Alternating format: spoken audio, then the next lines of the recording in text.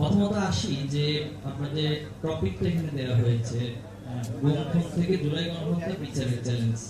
তো that means July যে গণহত্যা হয়েছে যেটা আমাদের কাছে একেবারে জীবন্ত লাইভ মনে হচ্ছে, আমরা এখনো রক্তগুলোকে দেখছি, শহীদের সেই চেহারাগুলো এখনো আমাদের অনলাইন অফলাইন আমাদের চোখের সামনে ভাসছে। এমন একটি জায়গায় যে গণহত্যাটা চালানো হয়েছে, তার আগে আসলে প্লটটা কি ছিল, কিভাবে এই প্লটটা তৈরি হয়েছে। আমি যদি একটু পিছনের দিকে যাই, 2006 সালে 28 অক্টোবর আপনারা সকলে দেখেছেন যে মানুষকে সাপের মতো পিটিয়ে হত্যা করতে পারে এবং সেই লাশের উপর আবার দাঁড়িয়ে নৃত্য করতে পারে, সেটা বাংলাদেশে প্রথম নজির স্থাপন করেছিল। তো আমরা হয়তো মনে করছি 2008 সালের একটা চমৎকার নির্বাচনের মধ্য দিয়ে, আমি আবার রিপিট করছি, চমৎকার নির্বাচনের মধ্য দিয়ে আওয়ামী লীগ বা মহাজোট ক্ষমতায় এসেছিল। কিন্তু সেই চমৎকার নির্বাচনে যে একটা ব্লুপ্রিন্ট ছিল, এটা আমরা অনেক সময় আলোচনায় আনি না, আমরা আনতে চাই না, চিন্তাটা করি না। এই ব্লুপ্রিন্টটা যদি আমরা আবিষ্কার করতে পারি, তাহলে গণহত্যার কারণ এবং প্লটগুলো আমরা ধরতে পারবো। তো সেই জায়গা থেকে আমি বলবো 28 অক্টোবরের পর এরপরে হচ্ছে ক্ষমতায় আসলো 2009 সালের ফেব্রুয়ারি মাসে। পৃথিবীর কোথায় এমন একটা ইতিহাস আছে আপনারা আমাকে বলুন যে চৌকুশ এবং সর্বোচ্চ যারা দেশপ্রেমের পরিচয় দিয়ে যে সেনাবাহিনী 57 জন, যাদের পিছনে আপনার আমার এই রাষ্ট্রের হিউজ পরিমাণ ইনভেস্ট রয়েছে, এই চৌকুশ সেনা অফিসারগুলো এভাবে নির্মমভাবে হত্যা করা হয়েছে।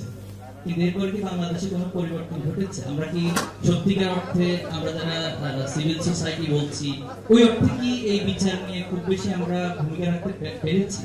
এই প্রশ্নগুলো আমাদেরকে করা উচিত, তাহলে আমরা প্লটগুলো খুঁজে পাবো। এরপর যেটা হলো যে জামাতে ইসলামের নেতৃবৃন্দ, জামাত মানে তো তখন এটা হচ্ছে একটা অচ্ছুত জিনিস ছিল, এখন জানি না কি অবস্থা আছে আল্লাহ ভালো জানে। একটা অচ্ছুত জিনিসকে মেরে কেটে ঠক করে ফেলবে, এটা কিছুই না, এটা কোনো ব্যাপারই না। 2010 সালের একটা হাস্যকর মামলাটা ছিল যে তারা ধর্মীয় অবমাননা, যে দলের লোকজন আল্লামা সাইদি হুজুরের ব্যক্তি সারা দেশে মানুষদেরকে ইসলাম শিখায়, তাকে বলা হচ্ছে তিনি ধর্মীয় অবমাননার কাজ করেছে, তাকে সেই মামলা দিয়ে গ্রেফতার করা। আমরা সবাই টাকাচ্ছি, সমস্যা তো নাই, এটা তো জামাত, অসুবিধা। এরপরে দেখুন 2011 সালে এসে তাদেরকে মানবতা বিরোধী অপরাধে একটা ট্রাইব্যুনাল গঠন করা হয়, যে ট্রাইব্যুনালের কথা আমরা আজকে বলছি।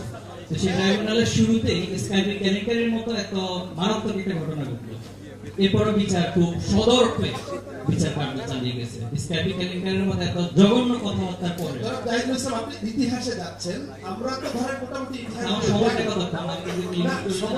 আমি বলছি, আমি আসলে আলোচনা এখানে প্লটটাকে একটু সংক্ষেপ করতে, আমি আপনাকে সংক্ষেপ করতে বলছি। আচ্ছা, আমি বলছি আমরা এই যে এই বিচারের চ্যালেঞ্জটা নিয়ে কথা বলছি।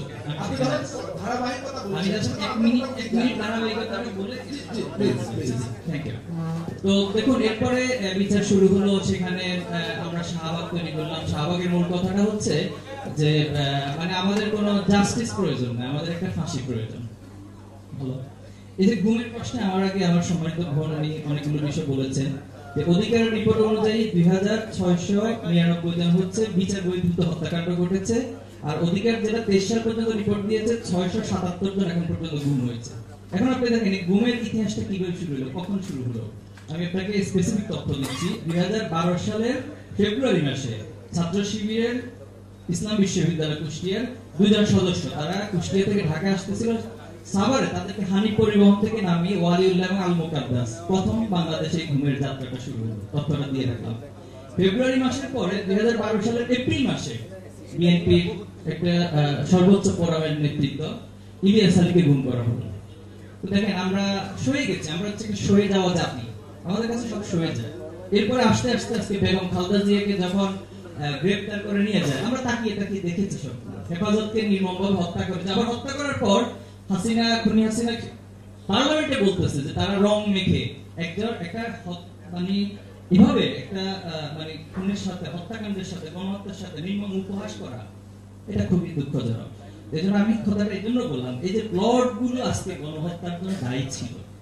গণহত্যার আগে রাজাকার বলে গালি দিয়ে দেওয়া, যাকে তাকে যেভাবে ইচ্ছে বলে ফেলা, এটা এবং বলা হয়েছে যে যাকে যেখানে ভাবে আন্দোলনকারীদেরকে তোমরা দেখা মাত্র গুলি করো। এই গুলি করা তো জুলাইতে প্রথম যায় না, তার আগে তো অনেক দিয়েছে, প্লটগুলো তো সেখান থেকে তৈরি হয়েছে।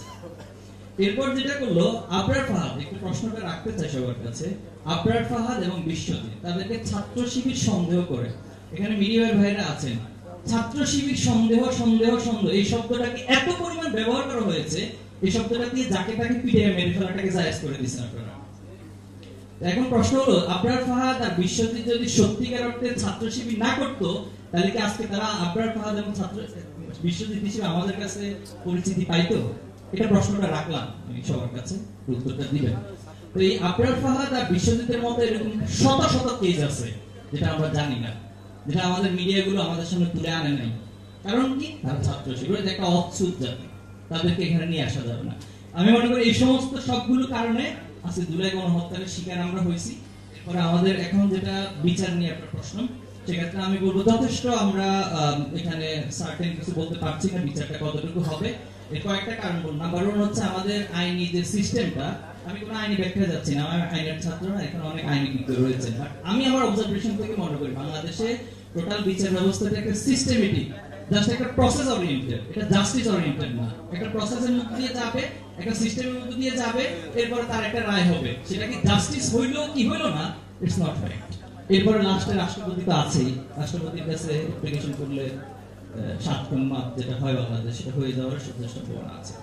আর এখানে আমরা ওভারঅলি যেটা দেখছি, আমার আগে আমার জাহিদ হাসান ভাই তিনি চমৎকার বলেছেন যে অনেকগুলো মামলা বাণিজ্য হচ্ছে, যে ব্যক্তিটা তার সাথে পার্সোনাল দ্বন্দ্ব আছে, সে কোনো গণহত্যার সাথে জড়িত ছিল না, তার নাম ঢুকিয়ে দেওয়া হচ্ছে। এরপরে মামলাতে জড়িত ছিল অনেকের সাথে বাণিজ্য করে তাদের নাম বাদ দেওয়া হচ্ছে। ইভেন জামিনের ঘটনাও ঘটতেছে, আপনারা আমি জানি না তথ্য সবার কাছে আছে, কিন্তু তথ্যগুলো কেন জানি আমাদের কাছে ওইভাবে প্রকাশিত হয় না। বরং দেখেন তার অল্টারনেট কি হচ্ছে, আওয়ামী লীগকে কেন তাদের মত প্রকাশের স্বাধীনতা দেওয়া হচ্ছে না, তাদেরকে কেন ছাত্ররা রাজনীতি করতে দিবে না বলতেছে, আপনি তাদেরকে ভিক্টিমাইজ করে উপস্থাপন করছেন। তারপরে ন্যায় বিচার কোথায় পাবেন, কিভাবে পাবেন? আমি এটা খুবই সন্দিহান আমার জায়গাতে। আমি আগে বলছি আমি আইনি ব্যাখ্যা যাচ্ছি না, আমি ছাত্র সমাজের প্রতিনিধি হিসেবে আমার অবজারভেশন গুলো বললাম। তবে আস্থা রাখতে চাই, আশা দেখতে চাই, কারণ হচ্ছে এখানে আমাদের অ্যাটর্নি জেনারেল মহোদয় আছেন, তিনি যে চেয়ারে বসে আছেন একটু ফিল করতে হবে এই চেয়ারটা রক্তের উপর বসে আছে, এই চেয়ারগুলো ভাসমান লাশের স্তূপের উপর বসে আছে। এজন্য আমরা আশা করি এই ফিলিংসটা যদি ওনারা নিতে পারেন তাহলে ন্যায় বিচারটা পসিবল হবে। অনেক ধন্যবাদ জনাব জাহিদুল ইসলাম। নিশ্চয়ই আমরা পরের সুযোগ আপনার কাছে আবার আসবো। আপনি বেশ কয়েকটা